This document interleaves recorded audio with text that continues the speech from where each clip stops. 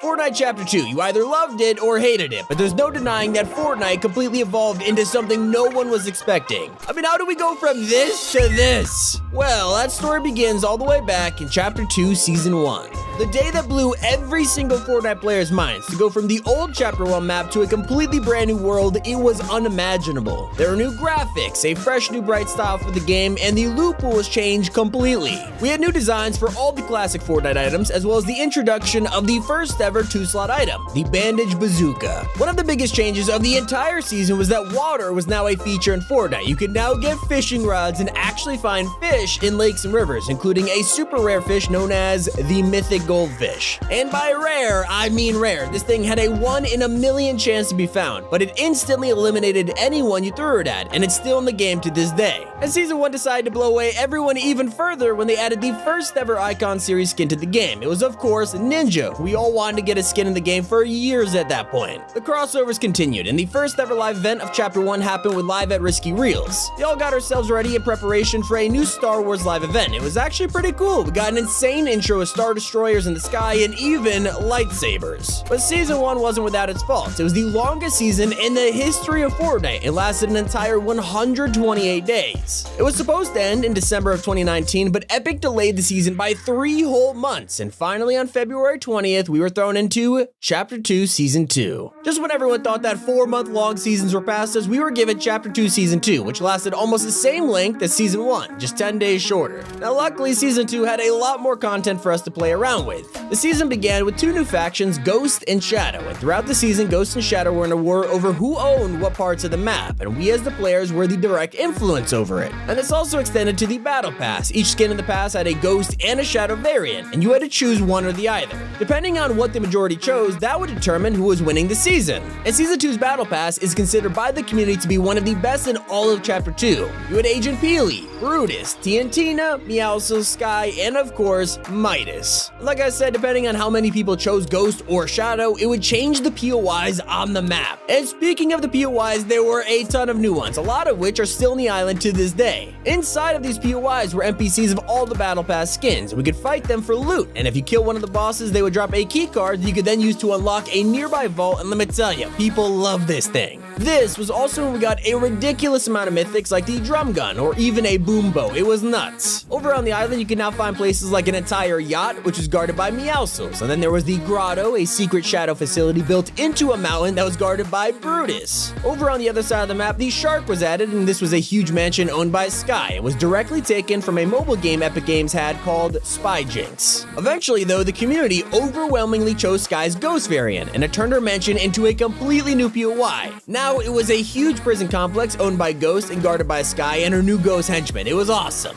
Over in the waters, you could also find an oil rig owned by Tiantina. But by far, the most important POI of Season 2 was the Agency, the center of everything. Season 2 also gave us new items like crash pads, secret passages, being able to throw consumables, and most importantly, a whole new vehicle, choppas. There was a lot in this season, especially if you include the fact that the Battle Pass gave us a crossover skin in the form of Deadpool, and since then, almost every single secret skin has been a crossover. And speaking of collabs, we got our first ever concert of the chapter in Season 2 when Travis Scott took to the stage and performed his Astronomical Experience. This blew everyone away, and it was eventually followed up by another live event in the same season over at the Agency, the Device event. This live event kickstarted the Fortnite Chapter 2 storyline, introduced us to John Jones, and was a setup for Chapter 2 Season 3. And this season was a cool change from the last two, because Season 1 and 2 were so long and had so much stuff, Season 3 decided to give us a break from it all. It was relatively simple. We had no live event, no big crossovers, however, we did have some neat map changes. At the start of the season, the entire Fortnite map was flooded as a result of the Device event in Season 2, but luckily, over time, the water drained, and each week, a new map change was revealed. We had new POIs like Catty Corner, Rickety Rig, the Fortilla, and the most important of all, the Authority. And then closer to the end of the season, Aquaman appeared in the Battle Pass out of nowhere. It brought along his own water-themed POI called Coral Castle, and to this day, it is still the most hated POI on the entire map. To fit with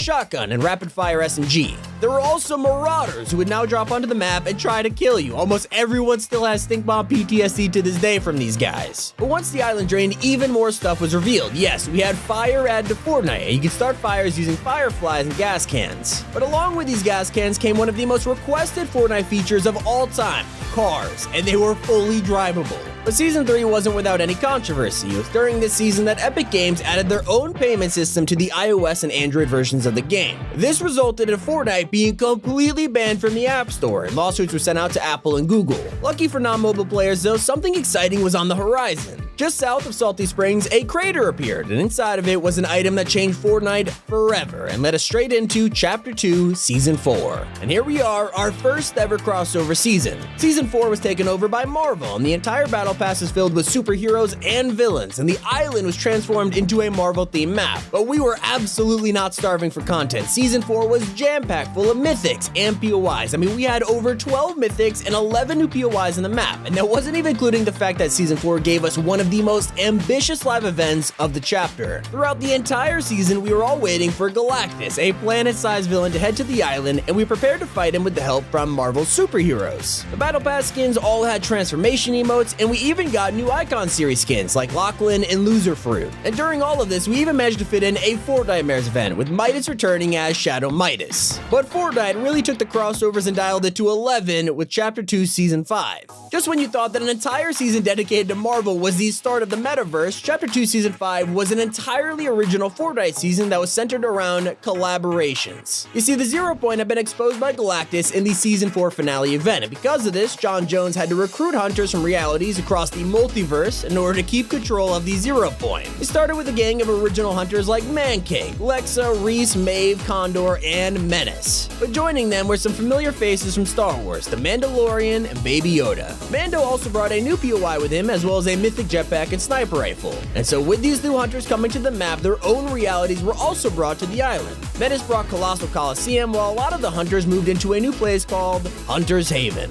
We also had Stealthy Stronghold, which belonged to a Predator, the secret skin for the season, and Butter Barn, which was a restaurant owned by Mancake. I mean, there was a lot in here. That's ignoring the fact that Fortnite turned half the map into a desert and let us tunnel underneath the sand to move around. And this also introduced a new mechanic called gold. You could earn gold through bounties or opening chests, and then spend it on items by talking to NPCs. There were new fish like the Zero Point Fish and the Rift Fish, as well as a new shotgun that set you on fire. Meanwhile, in the Icon series, Laserbeam and Graph joined the fight, and this was all on top of a holiday-themed event where we got the return of Planes, Presents, and Sneaky Snowman. But obviously, everyone knows Season 5 for one thing and one thing only: the hunters that came after the Battle Pass. Throughout the whole season, our minds were blown every single week as Fortnite delivered a new crossover. We had Kratos and Master Chief, the two mascots for PlayStation and Xbox, and then we had skins from The Walking Dead, Marvel, and DC, and that wasn't before we got to play as characters from classic 80s franchises like Terminator, Tron, Street Fighter, Snake Eyes, Alien, and Predator. But it all kicked off when Jon Jones decided to turn his back on the Imagined Order and introduced us to Chapter 2 Season 6. And Season 6 completely changed Fortnite in a way that none of us were expecting. When you loaded into the game, you were given your own personal live event where you had to work with Jon Jones and the Foundation to seal the Zero Point, and it was amazing. But as a result of this event, half of the map was completely transformed. Now the island was primal themed, which included new trees, an entirely different loot pool in the center of the map, and a big POI named the Spire. And I guess we can't forget the introduction of wildlife. Now you can find animals running around like chickens, boars, wolves, even raptors. Season 6 also brought something to Fortnite that no one would have ever predicted, and that was crafting. You can now upgrade makeshift weapons to primal rarity, and for regular weapons, some of them were able to be side graded into different versions. As for the cars, Season 6 upgraded them by adding Chonkers off-road tires, and now you can mod your car and drive off-road, fitting for the primal terrain.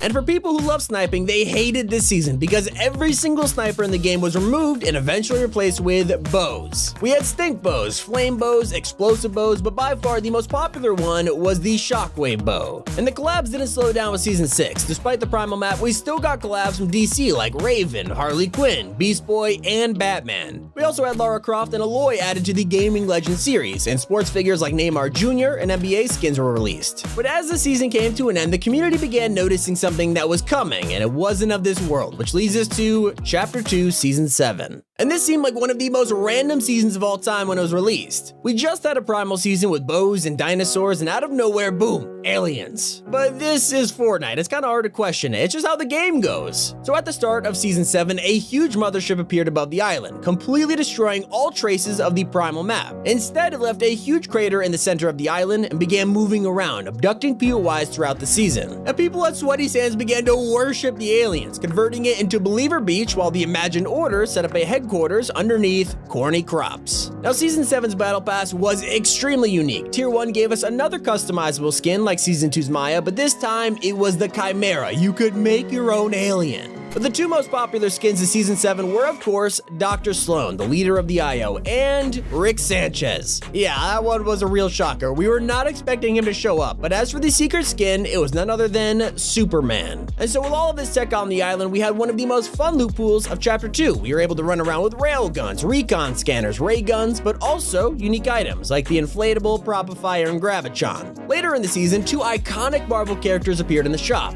Thanos finally dropped as a skin after years since his first appearance, and Loki was a part of the Fortnite crew to promote his Disney Plus show. The Whiplash cars were also replaced with Ferraris, which is probably one of the coolest crossovers of the whole chapter. And so was the release of LeBron James and a Space Jam set. But by far, the thing everyone talked about for Season 7 was the concert. We were treated to an insanely reactive concert in Season 7 hosted by Ariana Grande. It included us fighting the Storm King, exploring new realities, and then jamming to a small performance by Ariana. But this wasn't even the biggest live event of the season. A month later, Season 7 ended with Operation Skyfire, where it was revealed that the IO had planted bombs underneath corny crops so that the mothership could abduct it. And so we boarded the ship, getting ready to make sure they exploded, but unfortunately, we were betrayed by Sloan and left to die. But not before realizing that this entire time, the mothership was powered by thousands of cubes. Once the bombs exploded, the mothership was blown to pieces, and we all fell down onto the island, and that's when Chapter 2, Season 8 began. And here we are, the current season.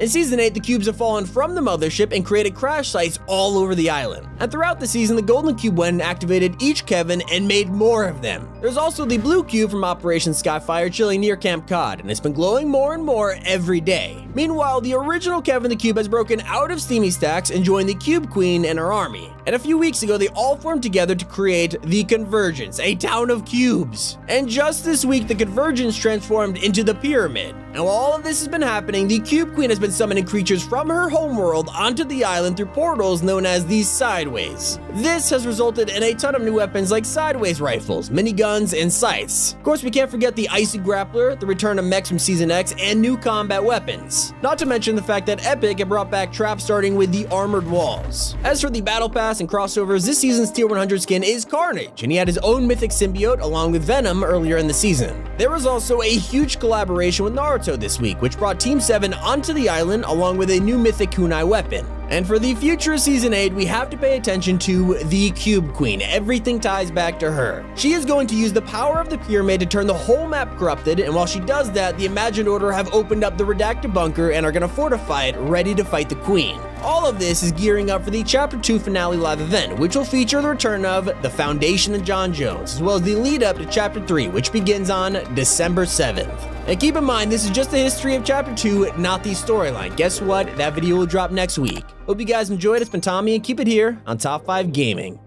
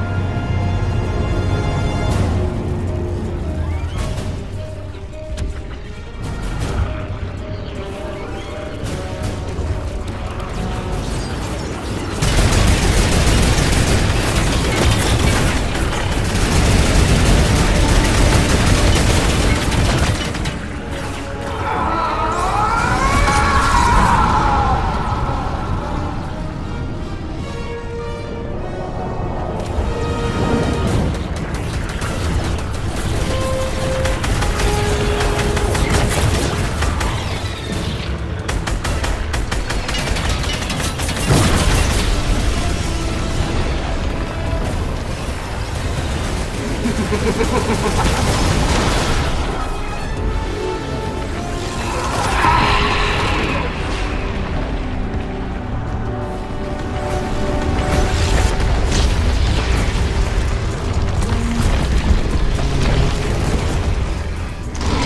them, my children.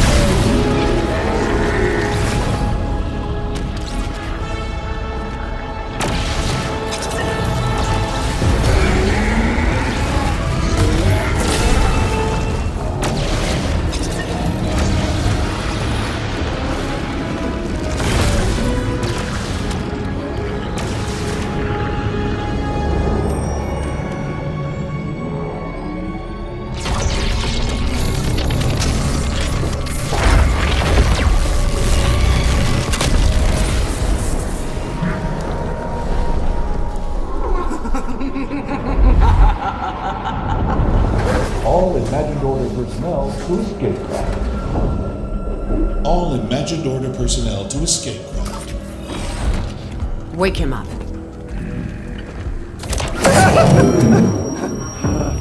You just had to be the hero, Jones. You know what happens to heroes? They, live to fight another day? Not this time. Do it. No, don't do it, don't do it! This isn't personal, Jones. Although I do plan to enjoy it. Would someone see what that is?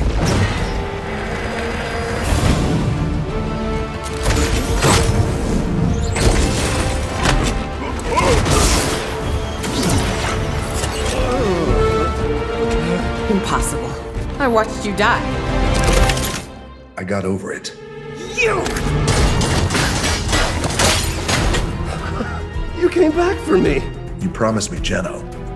Well, love you too, buddy.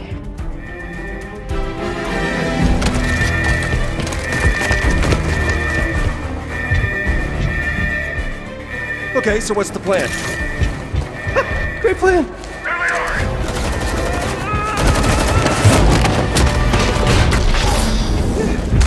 Shoot anyone who tries to stop me. Tries to stop you from what? Taking us to the other side. What?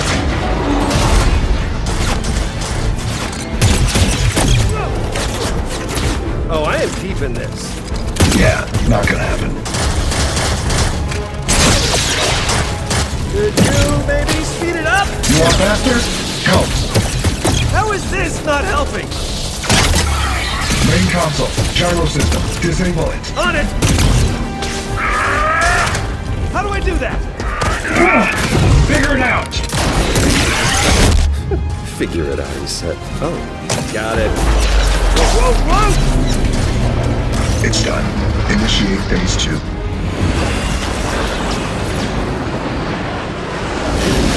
Looper spotted. That is our way in. Hold them off.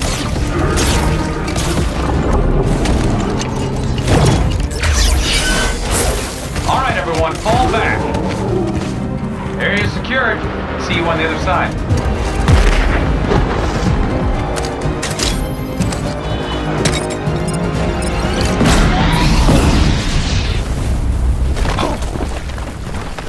Everyone follow me to the bridge. We'll be safe there.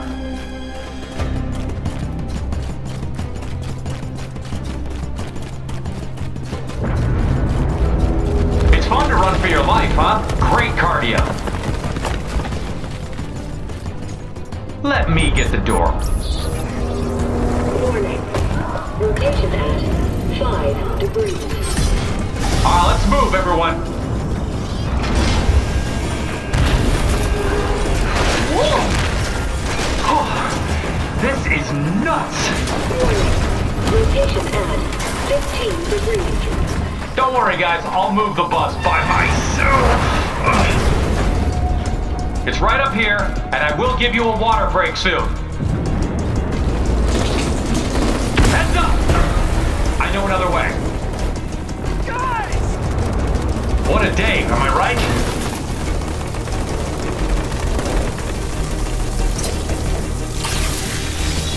Careful, edges are high. Warning. Rotation at 30 degrees. This is the epicenter of the island, you guys. We're safe here. Warning. Rotation at 45 degrees. That's the last one! We did it! Where's my gun? Okay, I may have dropped it in the 0 point.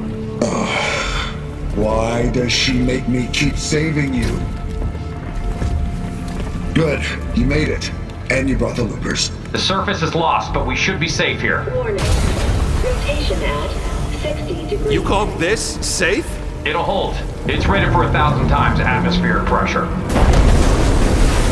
Well, what about that? Get ready to swim!